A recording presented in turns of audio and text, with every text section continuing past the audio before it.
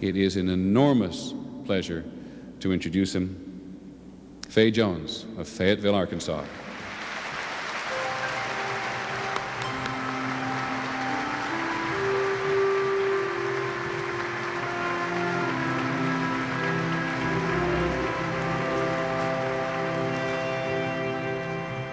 As architects, we have the potential to build beautiful, well-composed places, large and small, that will not only accommodate our functional needs, but will serve as models which represent the best of our ideas.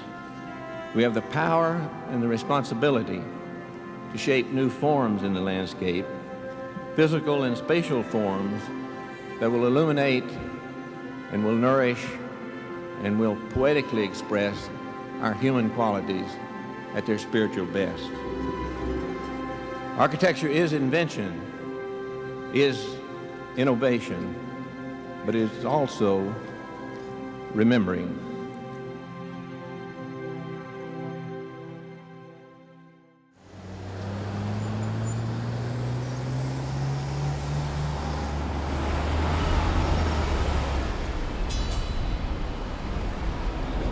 First of all, inspiration, that's nothing new. We all need to be inspired. Architecture, no exception to that.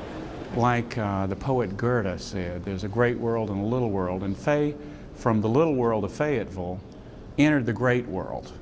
That's the world of the great ideas and where people really have commerce and discussions about large questions. And I think he's really the first great person I'd ever known.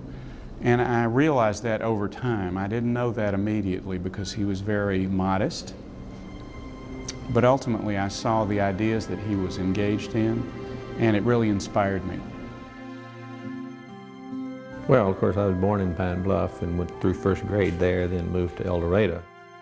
My early interests were in drawing and painting, and then I liked to build things, you know, all sorts of things, from salvaged lumber and from old fences or dilapidated buildings or anywhere you could kind of, sometimes these were midnight acquisitions from, from abandoned buildings.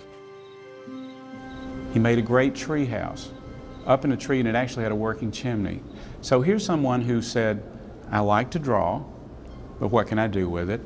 I love to build, but is that a career for me? The world of tomorrow is reflected today in the architectural triumph of Frank Lloyd Wright at Racine, Wisconsin. When I was in high school, I saw a film about the building of the Johnson Wax building in Racine, Wisconsin by an architect named Frank Lloyd Wright. It was like something from a distant future, you know. I mean, the only thing I'd ever seen anywhere close to that was in the funny papers, you know, Flash Gordon and Buck Rogers and these futuristic kinds of things. And tunnel passages gleam with luminous bulbs set in the arched roof. But the voice-over talked about this building, not only the construction and the technology of the building, and its fine construction, but it was a work of art. So here was a kind of coming together, and these two things that I really loved was the art and construction came together in something called architecture. With the spiritual values of a cathedral's perfection. And I just walked out of the theater that day knowing, you know, it's an architect I want to be, and then this name stuck with me. I thought someday I'd really love to meet somebody who's that creative and that imaginative, you know, who could produce a thing like this.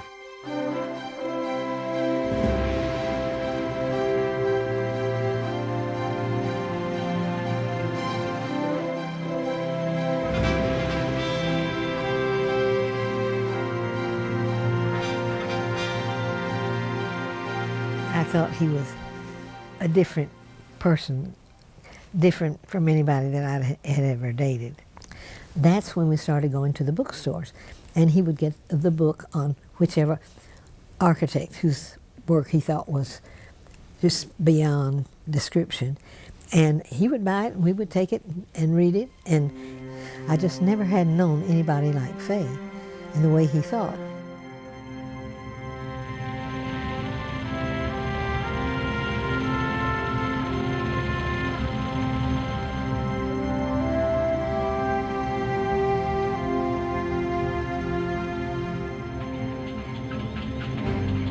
In their little squadron, nobody had been able to fly under the San Mateo Bridge.